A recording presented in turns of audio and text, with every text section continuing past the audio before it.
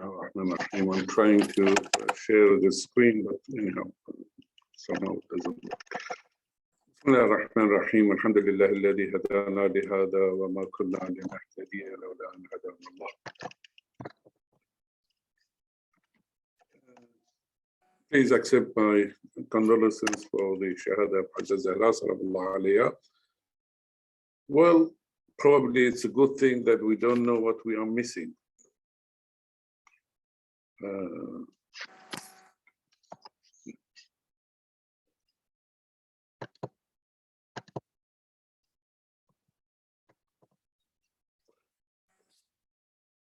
Only Imam Zaman knows what we are missing really.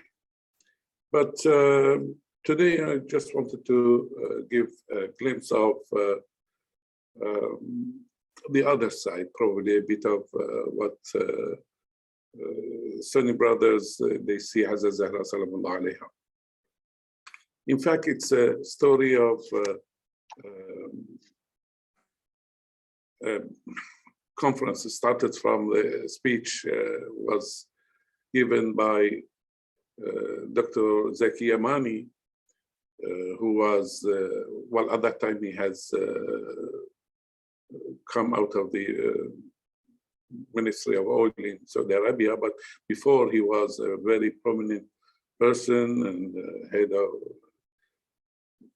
OPEC, and also the very important person in Saudi Arabia, really, even foreign affairs. Then there was an announcement that there is a conference in SAWAS, School of Oriental and African Studies in Brunei Gallery. I think it was in 1990. The subject was House of Khadija, and the speech was given by Dr. Zaki Yamani. Well, certainly it was something interesting. So I took part and see what he has to say, what he wants to speak about. House of Khadija. First of all, I didn't understand even what does he mean by House of Khadija. When he started his speech, first of all, he said, "I've written this book, and probably you wouldn't see it. I mean, this is the first time and the last time I'll talk about it."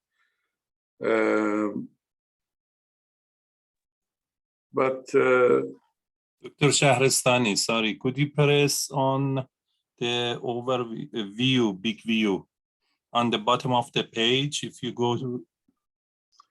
I don't know. No, yeah, that's the one. Okay. Sorry about that. Well, what he said is that most likely what I'm going to say today remains here, and this is a book I've written, but certainly I most likely wouldn't show it to anybody even after this speech. So that was something obvious that he wants to talk about something taboo in Saudi Arabia. Fortunately, recently he has printed both books. I mean, the book originally, which is in Arabic, but also in English. So the book is available to whoever he wants to get it. I believe it's a very interesting book. It starts from the invasion of Saudi Arabia, this Saudi government, new government to Medina. They destroyed everything which was, they didn't consider it religious, especially Baqi. And then when they arrived to Mecca, Meccan people, I mean, the people of Mecca themselves, they were not very much happy with these people. I mean, not everybody in Saudi Arabia is Wahhabi. So what they did, they asked at least for 2 places to be safeguarded, remain as it is. One was the birthplace, the house which was birthplace of Rasul sallallahu alaihi wasallam, the Prophet. So these agreed to keep it as it is, but the face of it, they asked it to be a library. So it became a library, but everybody knew that this is the birthplace of Holy Prophet. The second one, which we are talking about now, is the house of Khadija. This, for a long time, it was a pilgrimage for people who knew this house as the birthplace of Hazrat Zahra, Salamullah alayhi. So it's, I didn't know that. I mean, interesting that when he started his speech, he said, if anybody here is a descendant of Hazrat Zahra, he would be happy. And I was surprised at what he wants to talk about. But when he mentioned the birthplace of Hazrat Zahra, I didn't know about it. I was a bit surprised. So what they did, they asked the ground floor, which was in the basement really, to fill it with the sand, but they put it on the top floor, which was practically ground floor, a school for teaching Quran, which is this photo is for that school. So beneath this building, it was the house which belonged to Hazrat Khadija, Salamullah.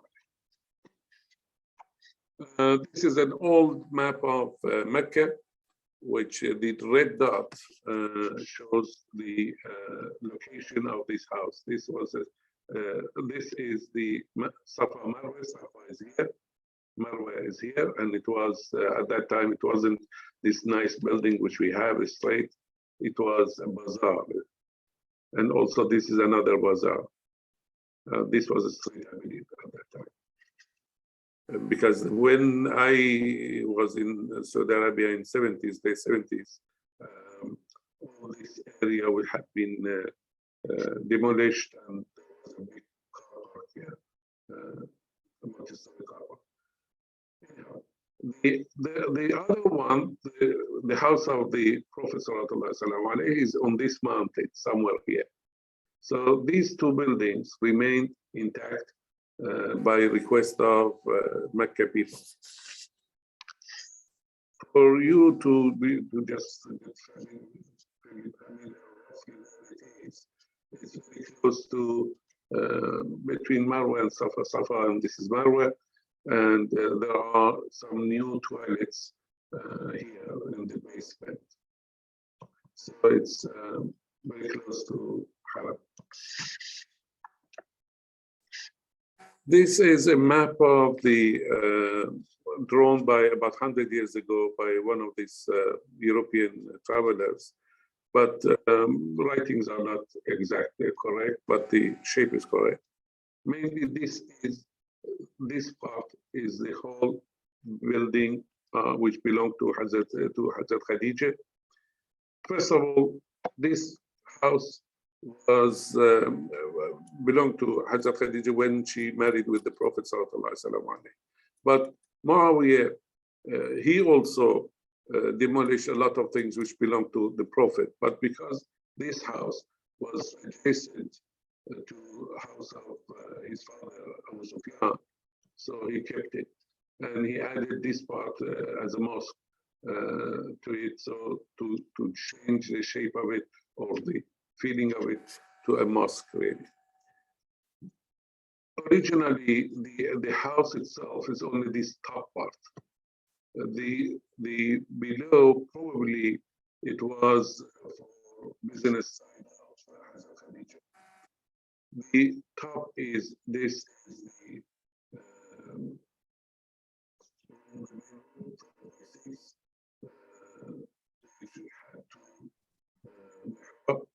and this is Qibla, in this direction to the south. And there was also another musalla, prayer room, which was a bit covered because people were throwing stone from other buildings on the Prophet. So this place was a bit safe, I could pray. This part was small. almost this part, 2.5 by 2 meter, small. Now this one is about 7.5 by 4 meter.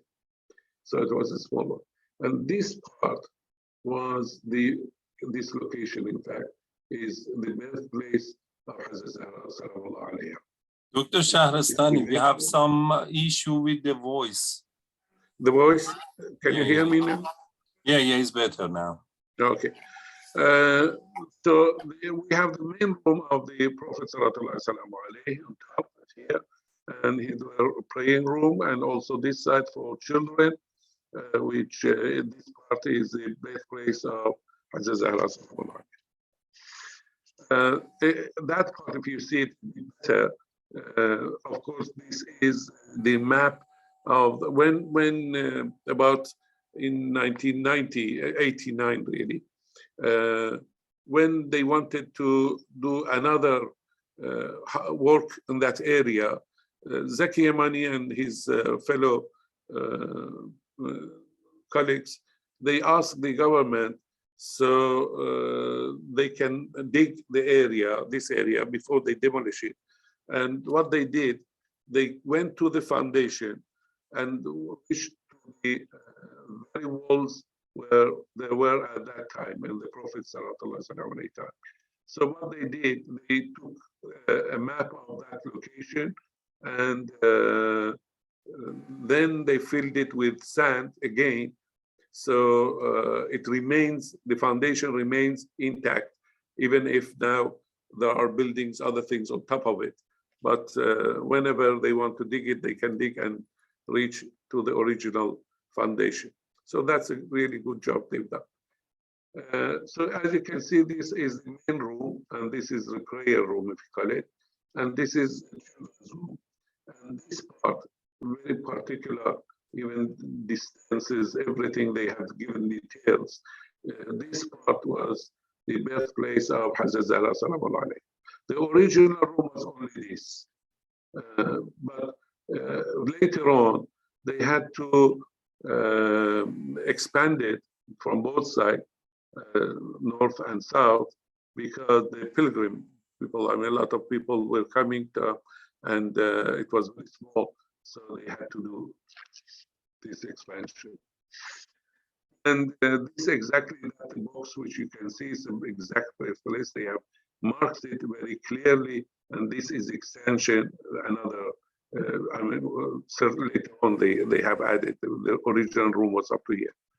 So in this place, there were first marble, white marble, the people were kissing, and there was a box on top of it, and on the top of the box, there were cloth, this silk with gold woven cloth. Very short, we see that there have been developments in the progress of this building. In 1428, Fassi, he says that everybody were calling this not much as Hazrat Khadija, although the Hazrat Khadija they knew, but the importance of the birthplace was more than the Hazrat Khadija herself. Chalabi in 1671, he says there were 3 domes on there. And in 2097, this box was there, well, if you call it tomb, but it was location, birthplace. And as a gold woven silk was on top of it. And in 1885, from Netherlands, he says that he paid money to enter this building, and there was somebody who could organize the pilgrims, give them priority to go this, go that. So it was a very important place. As the writer Zaki Yamani himself, he put it second place in Mecca after Kaaba itself. And there were restorations by the Ottoman Empire, and even these probably before that in these years. I mean, you can see several ones. The most recent one was 1922. In Topkapi in Istanbul, I think everybody, a lot of people have seen the Topkapi. There is this chamber of holy relics.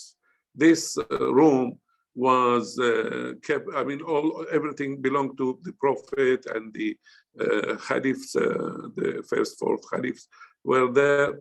And it was the main room where the Ottoman Empire sultans, they were making their main decisions. So, and because they wanted to be close to this Prophet's hair or swords and other things, so to make the decisions to be more holy or right. What I saw there, interesting it was, but I think it's not always open, it's not always they put the same things. But I saw this cloth which were on the tomb, when I always come to tomb. This is the box which was on birthplace of Hazrat Zahra Salamullah alayha. And the cloth itself also were 2 cloths, in fact, in that room. And there were other things like Imam Hussein's, I mean, the turba, which is this dirt which for prayer we use from Imam Hussein. Also, that was two of them that were in that room. In fact, that room was almost Ahlul Bayt. Interesting. Everything was for Ahlul Bayt. And because Ahlul Bayt, also a lot of Sunnis, they love them. It's not that they hate only one sect. And if we want to go to the theory side of it, so I just wanted to say that a lot of people in Sunni world, they were going pilgrimage, and they giving attribute or kissing the birthplace of Hazrat Zahra, where we, as a Shia, I was ashamed that day, really, because I haven't heard about it. There is also birthplace of Imam Ali alayhi salam. I don't know where is it in Mecca. Also, somehow they have kept it, but not as good as these buildings. But I don't know where is it. But certainly the Meccan people, they know. So they have not. I'm again repeating. Not every Sunni is Wahhabi. As the virtues of Hazrat Zahra Salamullah alayha, we are again almost all Sunnis, including the Wahhabis, they are the same. I mean, surely we can say 90% of all riwayats and traditions which we have in praising Hazrat Zahra Salamullah alayha, they accept it.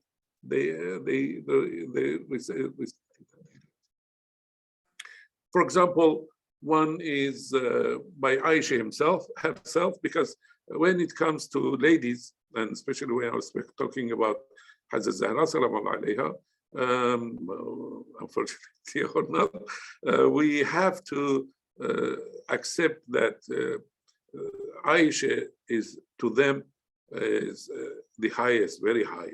If not the highest, but that's the first lady comes to their mind is Aisha. If you speak about ladies, then Aisha.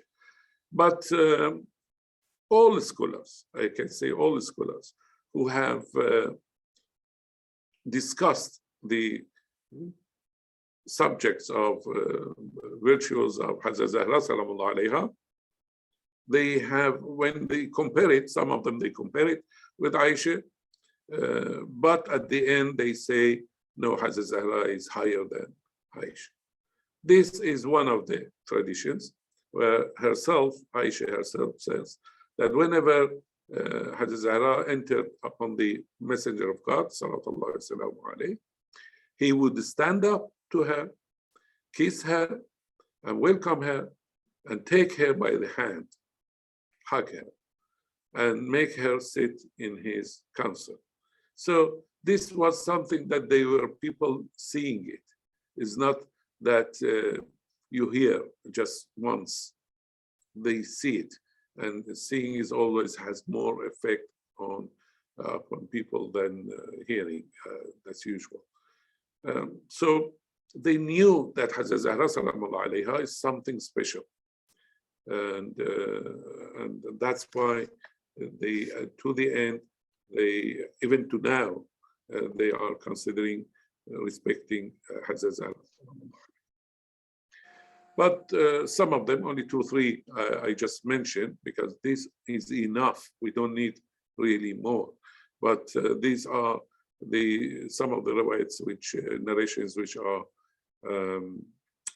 accepted by Sunni people. One is Sayyidat Nisa Hadi al-Ummah, or Nisa al-Mu'mineen, different formats we have of this tradition. But basically it says that Fatima is the lady of the women of heaven, or lady of the best woman of the whole ladies, all women, all over the world.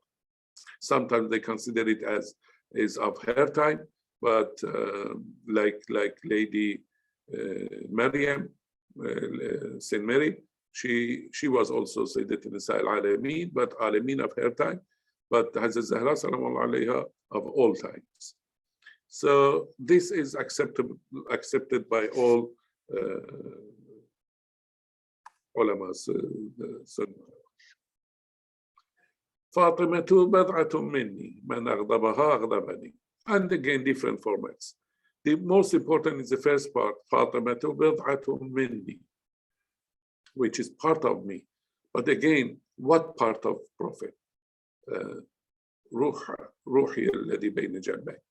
Yani it's not only she is part of the Prophet, but the most holy, the best part of the human, which is the soul. So the Prophet ﷺ says that Fatima is my soul. So she is pure and very high in that respect. But in the second part, man aghdabaha aghdabani, whoever angered her angers me. So it's very important to know that we have to be careful, especially with Hazrat Zahra Salamullah alayha, that we don't do something that make her wrath upon us. That's it. It's if she become angry for whatever reason, because she is the what do you call it? The measurement of happiness or pleasure of God or wrath of God is Hazrat Zahra herself. So interesting that again, another part which is another tradition which is the same subject. إن الله يغضب لغضب فاطمة ويرضى لرضاها. God gets angry at the wrath of Fatima, Salamullah alayha, and gets satisfied with her pleasure. And this is in Sahih Bukhari. The more important is that Hazrat Zahra herself, I mean, she was the source of knowledge, at least for us, or understanding what happened after the Prophet sallallahu alaihi wasallam. In fact, there was a program in radio, in Cairo radio, about 25 years ago. There were 4 or 5, I believe, sessions. All of them, they were praising Hazrat Zahra for different subjects, and one of them was about Khilafah. And he, in that program, Sunni Egyptians of only 25 years ago, they very clearly, I mean, from the 35 minutes, I believe the program was, 22 minutes, they were just explaining that Hazrat Zahra Salaamullah alayha, she was believing that the after Prophet Imam Ali alayhi salam should have become Khalifa.